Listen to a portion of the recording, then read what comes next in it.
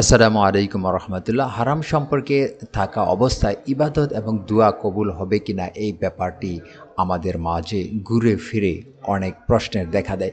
আমরা এই সম্পর্কে আস্থা একটু বিস্তারিত জানার চেষ্টা করব। ইসলাম মহান রব্বুল আলমিনের পক্ষ থেকে মনোনীত শ্রেষ্ঠ দিন, কিন্তু এখনকার তথাকথিত সমাজে তরুণ তরুণীদের দিনে ফেরার পথে সবচেয়ে বড় প্রতিবন্ধকতা হচ্ছে হারাম সম্পর্ক। এমন অনেকেই আছে যারা হয়তো ৫ ওয়াক্ত সালাত আদায় করে, রমজানে রোজা রাখে, দিনের ব্যাপারেও খুব আগ্রহী, কিন্তু একটা জায়গায় এসে তারা আটকে যায়, সেটি হারাম সম্পর্ক।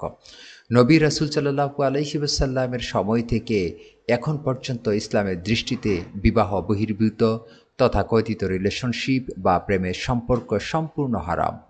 একে অপরের সঙ্গে কামনা বাসনা সহকারে কথাবার্তা, নির্জনে দেখা সাক্ষাৎ, ডেটিং চ্যাটিং সম্পর্ক, স্পর্শ, হাসাহাসি, দুষ্টামি সবই ইসলামে নিষিদ্ধ। এসব রিলেশনশিপ মূলত শয়তানের একটি ফাঁদ। এই সব ফাঁদে পড়ে নারী পুরুষ উভয়ে জানার দিকে ধাবিত হয়, যার পরিণতি খুবই ভয়াবহ। নারী পুরুষ পরস্পরের প্রতি দৃষ্টি বিনিময়ে রয়েছে সুস্পষ্ট হুকুম। এ প্রসঙ্গে পবিত্র কুরআনে মহান আল্লাহ তাআলার নীতিমালা হচ্ছে, পুরুষদেরকে উদ্দেশ্য করে তিনি বলেছেন, হে রাসূল, আপনি মুমিনদেরকে বলুন তারা যেন তাদের দৃষ্টিকে নত রাখে এবং তাদের যৌনাঙ্গের হেফাজত করে। এতে তাদের খুব পবিত্রতা রয়েছে। নিশ্চয়ই তারা যা করে আল্লাহ তাআলা সে ব্যাপারে খবর রাখেন। সূরা নূর আয়াত ৩০। অপরদিকে নারীদের উদ্দেশ্য করেও তিনি বলেন, হে রাসূল, আপনি ঈমানদার নারীদেরকে বলুন তারা যেন তাদের দৃষ্টিকে নত রাখে এবং তাদের যৌনাঙ্গের হেফাজত করে। সাধারণত প্রকাশপান ছাড়া তাদের সৌন্দর্য প্রদর্শন না করে। তারা যেন তাদের মাথার ওড়না বুকের ওপর ফেলে রাখে এবং তারা যেন তাদের স্বামী, বাবা, শ্বশুর, ছেলে, স্বামীর ছেলে, ভাই, ভাইয়ের ছেলে, বোনের ছেলে, স্ত্রীলোক অধিকারভুক্ত বাদী, যৌন কামনামুক্ত পুরুষ ও এমন বালক যারা নারীদের তাদের ব্যতীত অন্য কারো সৌন্দর্য প্রকাশ না করে। এমনকি তারা যেন তাদের গোপন সাজসজ্জা প্রকাশ করার জন্য জোরে পদচারণা না করে। মুমিনগণ, তোমরা সবাই আল্লাহর কাছে তওবা করো, যাতে তোমরা সফল কাম হতে পারো।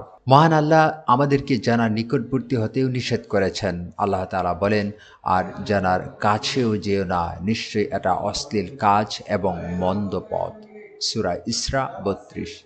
তবে দয়াময় আল্লাহ বৈধ উপায়ে বিয়ের মাধ্যমে নিজেদের ভালোবাসা প্রকাশ ও জৈবিক চাহিদা মেটানোর সুযোগ দিয়েছেন। সুতরাং মানুষের কর্তব্য বিয়ের পূর্বে হারাম সম্পর্কের দিকে পা না বাড়িয়ে আল্লাহর বিধান অনুযায়ী বিয়ে করা।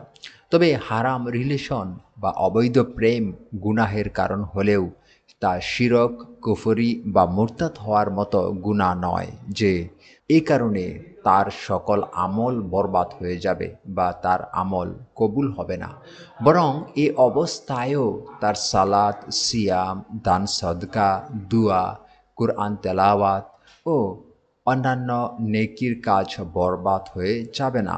বরং এগুলো সে যদি খালিস নিয়তে যথানিয়মে সম্পাদন করে, তাহলে মান আল্লাহ তাআলা তা কবুল করবেন বলে আশা করা যায়। কিন্তু হারাম রিলেশনের কারণে গুনাহগার হবে। এক্ষেত্রে করণীয় হলো অনতিবিলম্বে তওবা করে এ পথ থেকে ফিরে আসা। আল্লাহ তাআলা আমাদেরকে সর্বপ্রকার পাপাচার থেকে তওবায়ে নসুহা করার নির্দেশ দিয়ে বলেছেন, হে মুমিনগণ, তোমরা আল্লাহ তাআলার কাছে তওবায়ে নসুহা তথা আন্তরিক তওবা করো। আশা করা যায় তোমাদের পালনকর্তা তোমাদের মন্দ কর্মসমূহ মোচন করে দেবেন এবং তোমাদেরকে দাখিল করবেন জান্নাতে, যার তলদেশে নদী প্রবাহিত। আল্লাহ তাআলা মুসলিম উম্মাহর নারী পুরুষ উভয়কে অবৈধ আসক্তি, সম্পর্ক, দেখা সাক্ষাৎ, কথাবার্তা, যৌন লালসা থেকে মুক্ত থাকার তৌফিক দান করুন। আমিন।